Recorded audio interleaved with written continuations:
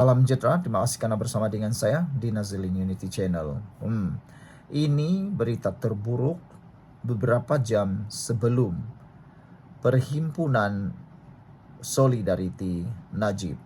Ini terjadi kepada PAS. Solidariti PAS untuk bosku tak bawa kepada Muafakat Nasional 2.0. Ini berita buruk untuk Perikatan Nasional dan khususnya PAS. Penganalisis berkata, ia berdasarkan komitmen Presiden UMNO Zahid Hamidi bahawa kerajaan Madani akan utuh hingga PRU 16. Himpunan Solidariti Najib Razak anjuran PAS tidak akan membawa kepada pembentukan Muafakat Nasional MN 2.0 bersama UMNO seperti berlaku pada tahun 2019, kata penganalisis. Syarza Sukri dari Universiti Islam Antarabangsa Malaysia UIAM berkata, ia berdasarkan komitmen Presiden UMNO Zahid Hamidi bahawa kerajaan Madani akan utuh hingga PRU 16. Bagaimanapun himpunan ini akan mengeruhkan keadaan, terutama antara UMNO dan Pakatan Harapan. Kalau UMNO dan PH tak kerjasama untuk PRU 16, PAS ada peluang kerjasama dengan UMNO. Manakala bersatu pula, saya rasa tak akan ada impak besar. Mereka boleh kerja dengan UMNO sebelum ini pun, katanya kepada FMT.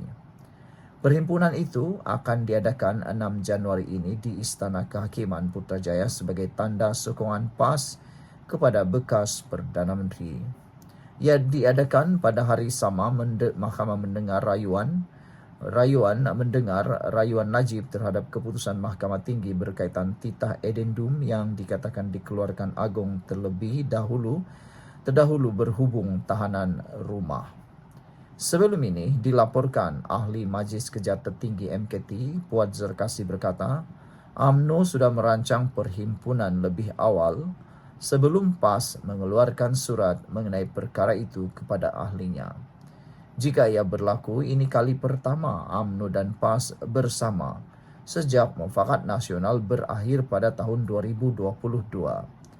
Muafakat Nasional ditubuhkan pada September 2019 ketika UMNO dan PAS dalam blok pembangkang susulan kejayaan Pakatan Harapan PH pada PRU 14 Mei 2018.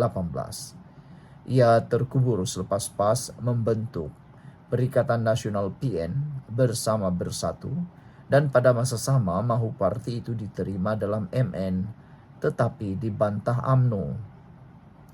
Mengulas lanjut, Syazza berkata, tindakan UMNO yang ingin berhimpun jelas kerana bosku adalah bekas pemimpin mereka.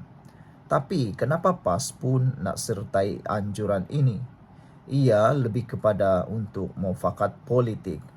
Ini lebih kepada untuk manfaat politik, untuk tunjuk kerajaan pimpinan Anwar Ibrahim melawan bekas Agong dan secara tak langsung Anwar tidak bersama pemimpin Melayu, katanya lagi.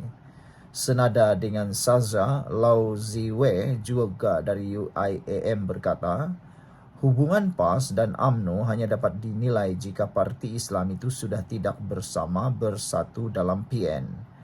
Untuk PAS, nyatakan keikhlasan, saya was-was. Sebagai parti pembangkang, tindakan anjurkan perhimpunan akan beri kebaikan dan keburukan.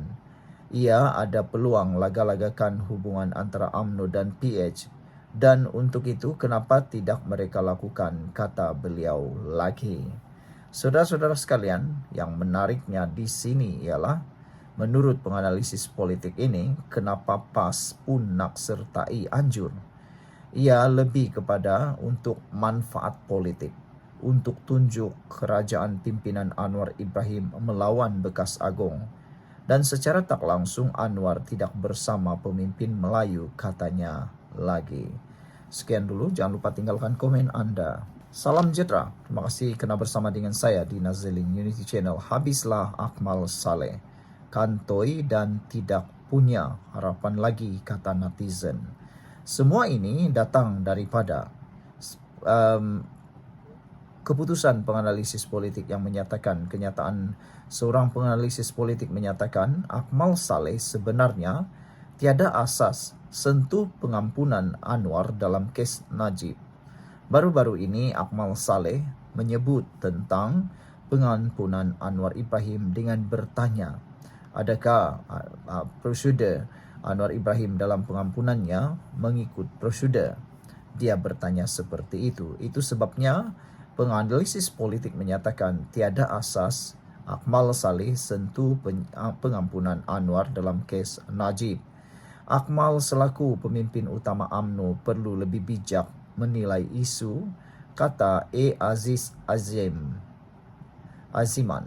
Ketua Pemuda UMNO Dr. Akmal Saleh tiada asas yang kukuh untuk menyentuh proses pengampunan Anwar Ibrahim apabila mengetengahkan kes Najib Razak, kata penganalisis. Aziman daripada Universiti Teknologi Mara berkata, Akmal selaku pemimpin utama UMNO perlu lebih bijak menilai sesebuah isu kerana perbuatannya mencerminkan komitmen parti pada kerjasama. Meskipun perbezaan pendapat bukan perkara luar biasa apabila bekerjasama, katanya, isu yang dibangkitkan berpotensi memberi implikasi yang besar pada ukhuwah Barisan Nasional dan Pakatan Harapan yang baru dilihat menemui sinergi. Akmal selaku pemimpin muda utama dalam UMNO perlu lebih bijak menilai sesebuah isu kerana ianya mencerminkan hala tuju komitmen UMNO itu sendiri, katanya kepada FMT.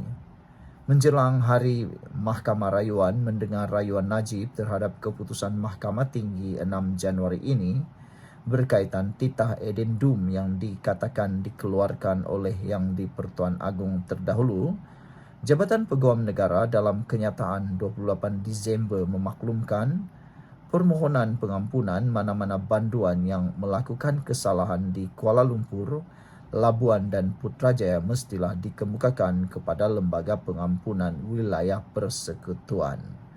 Tambahnya, keputusan Agong atas nasihat lembaga itu tertakluk kepada peruntukan undang-undang untuk mengelakkan ia dicabar di mahkamah. Kemudian pada hari yang sama, Akmal menyoal sama ada pengampunan Anwar pada tahun 2018 dikemukakan kepada Lembaga Pengampunan. Perbuatan Akmal mengundang kritikan Ketua Pemuda PKR Adam Adli Abdul Halim yang mengingatkan Akmal bahawa Mahkamah Rayuan pada 2021 membatalkan saman mempertikaikan pengampunan tersebut. Akmal dalam kenyataan susulan menepis anggapan beliau membuat pertikaian sambil memuat naik gambar kenyataan media oleh Datuk Pengelola Bijaya Diraja Istana Negara bertarikh 16 Mei 2018 yang memaklumkan bahawa rayuan pengampunan Anwar dibentangkan dan dipertimbangkan dalam mesyuarat lembaga.